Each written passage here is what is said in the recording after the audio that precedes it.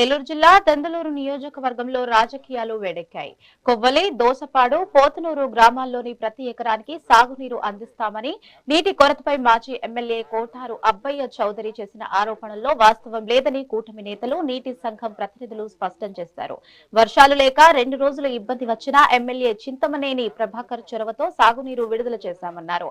చౌడు పొలాలను చూపిస్తూ అబ్బయ్య చౌదరి రైతులను రాజకీయంగా వాడుకోవాలని చూస్తున్నారని మండిపడ్డారు. దాల్వా, సార్వా వ్యత్యాసం తెలియని ఆయన ఆరోపణలను కొట్టిపారేశారు. సత్యనాపురం దగ్గర కానీ మ్యాట్లు వేసిపోయి ఉంటే మా ఎమ్మెల్యే గారు ఆదేశాల ప్రకారం ఏ గ్రాంటు లేకుండానే రైతులు ఇబ్బంది లేకుండా తాగునీరు సాగునీరు ఇబ్బంది లేకుండా చేయడం జరిగింది. ఆ రోజున దాని నిమిత్తం ఏ రోజున కూడా సాగునీరు ఇబ్బంది లేకుండా 10 ఎకరానికి దాడవ కానీ సారవ కానీ చేయడం జరిగింది. కానీ వాడు కొంతమంది వాడు వచ్చి ఎక్కడో మూలది సౌడు చేను లాస్ట్లో ఉంటే అది ఎండిపోయిందని మా మీద వడ్జల్తున్నారు. దానికి అది రాజకీయం తప్పితే ఇంక వేరేం కాదు. ఇవాళ కూడా అందరికీ ఏ ఆగమడి అనకుండా కూడా చూసే బాధ్యత మా ఎమ్మెల్యే గారు తీసుకుని మమ్మల్ని వెనకాల కృష్ణ పెట్టి చేపుతున్నారు. దీంట్లో రాజకీయం లేదంటేనే రైతు వారు అంటేనే వీడు ముందుకు వచ్చి మమ్మల్ని చేస్తున్నారు. గతంలో ఎలా ఉంది, ఇప్పుడు ఎలా ఉందో చూసుకోండి.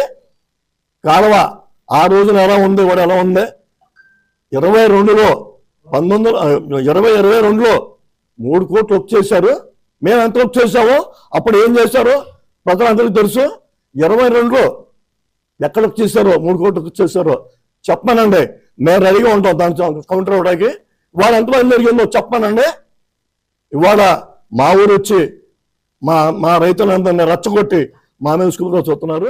అసలు ఆయన ఏం మాట్లాడుతున్నాడో ఆయనకే తెలుస్తులా. ఎందుకంటే సాఫ్ట్వేర్ ఉద్యోగం కదా, ఆయనకి రైతుల గురించి, రైతుల సమస్యల గురించి, బోయిలు ఎలా ఉంటాయి, కాలువలు ఎలా ఉంటాయి, తర్వాత చెక్ డ్యాములు ఎలా ఉంటాయి, ఎలా కట్టాలి, ఎలా వర్క్ చేయాలని ఆయన చేయలేదు కదా. 5 సంవత్సరాలు కూడా ఆయన చేయలే. ఎందుకంటే ఆయన ఏదో లండన్ నుంచి వస్తాం, ప్యాకెట్ లాంటి చూడటం, కోడి పందాల దగ్గర డబ్బులు తీసుకుంటాం, తర్వాత చేపల చెరువుల దగ్గర డబ్బులు వసూలు చేయటం, లక్షల కోట్లు మింగేశారు కదా అబ్బా కొడుకులు ఇద్దరు కూడా. ఆయనకు తెలియదు. మా ప్రభుత్వం వచ్చినాక ఈ రైతాంగానికి మా చంద్రబాబు గారు, మా ఎమ్మెల్యే గారు సర్వతో మేము ఇచ్చాం డబ్బు. ఏంటయ్యా నువ్వు మాట్లాడుతున్నావు? పొద్దున నువ్వు ఏం మాట్లాడుతున్నావు? ఏం తవ్వావు? 5 ఏళ్ళు ఏం చేశావు నువ్వు? ఒక పాలన మట్టేశావా నువ్వు? ఒక కాలువ తవ్వావా నువ్వు?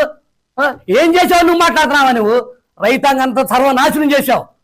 ఎవరికైనా సరే నువ్వు ఒక్క రైతుకి డబ్బు పడలేదని మా ప్రభుత్వం నువ్వు చెప్పగలవా? 3 నెలలకి ఇచ్చావు, 6 నెలలకి ఇచ్చావు. అసలు ఇవ్వలేకపోయావు. రైతులకి నానా కష్టాలు పడ్డారు. ఒక గోంచంచి ఇవ్వలేకపోయినాడు. నువ్వేం మాట్లాడుతున్నావయ్యా? తాగొచ్చి మాట్లాడతావు. నువ్వేమన్నా 10 మంది బోకర్లు వేసుకుని, 10 మంది రౌడీ దాన్ని వేసుకుని, సెటిల్మెంట్లు బ్యాచీలు వేసుకుని కాలాల మీద తిరుగుతావా? పొద్దునే తేల్చేసేవాళ్ళని ఈ వ్యవహారం. మా నాయకుడు, అది మాకు సంస్కృతి కాబట్టి మేము ఆగాం. ఈ ప్రస్తారం మీకు తెలియబడుతుంది. ఏంటి టైం ఇస్తున్నామంట? నీకు ఏమైనా లండన్లో నీళ్లు తక్కువైనా? నీ ఇంటికి ఏమైనా పంపమంటావు నీళ్లు? అసలు ఆయన ఏం మాట్లాడుతున్నాడో ఆయనకే తెలుస్తులా. ఎందుకంటే సాఫ్ట్వేర్ ఉద్యోగం కదా, ఆయనకి రైతుల గురించి, రైతుల సమస్యల గురించి, బోయిలు ఎలా ఉంటాయి. ఏదో మనం వచ్చేగా ప్రతిపక్ష నాయకుడిగా హోందాతనం వ్యవహరించాలి. ఆ హోందాతనం మర్చిపోయి 48 గంటలు ఏం చూస్తారు? 48 గంటలు తీసుకొచ్చి ప్రతి రైతుకి నీళ్ళు అందిస్తారు. మీరు ప్రతి రైతుకి నీళ్ళు అందిస్తే మేము ఛాలెంజ్ చేస్తాం. ఇవాళ ఒక రైతుగా 6 నెలలైనా కూడా చాలా మందికి 43 రోజులకు నేను డబ్బులు ఇవ్వాల రైతులకి. వేసినటువంటి 3 రోజుల డబ్బులు అందిని ఏ గ్రామంలో అయినా సరే. అది వాస్తవ విషయాలు మీ అందరికీ తెలుసు. కానీ చదువుకున్నాం, విజ్ఞానవంతుడు చెప్పుకున్నాం. కానీ దాన్ని మీరు మననం చేసుకుని ఇవాళ కూడా నా తప్పుడు సవరించుకుని నేను ఎందుకు ప్రెస్ మీట్ పెట్టానని ఆలోచన చేయండి. అసలు కృష్ణానది ఎక్కడ పుట్టింది? ఎమ్మెల్యే గారు అని చెప్తారు కృష్ణానది అంటే నీళ్లు ఆకుమల్లి వరకు అన్నారు. కృష్ణానది ఎక్కడ వచ్చింది? మనకి నాగార్జున సాగర్ డ్యామ్ రావాలి, నాగార్జున సాగర్ నుంచి మనకి ఇక్కడ విజయవాడ రావాలి, అప్పుడు మనకి వదలాలండి ప్రకాశం బ్యారేజ్ నుంచి. అసలు వర్షమే లేనప్పుడు, నీళ్ళే లేనప్పుడు, అక్కడి నుంచి లేనప్పుడు ఎక్కడి నుంచి ఇస్తాం మనం? అది ఒకసారి అర్థం చేసుకోండి. అర్థం చేసుకుని రైతులకు బాధ గురించి మాట్లాడి తప్పలేదు. అది ఎండిపోయింది అన్నారు, ఓకే. దాని గురించి ఎంత కృషి చేస్తున్నామో, రైతులు ఎంత తపన పడుతున్నామో తెలుసు. కానీ చదువుకున్న వ్యక్తిగా అటువంటి కుటిలాలోచనలు పక్కదో పట్టే మార్గాలు చేయొద్దు. ఏదో మనం వచ్చేగా ప్రతిపక్ష నాయకుడిగా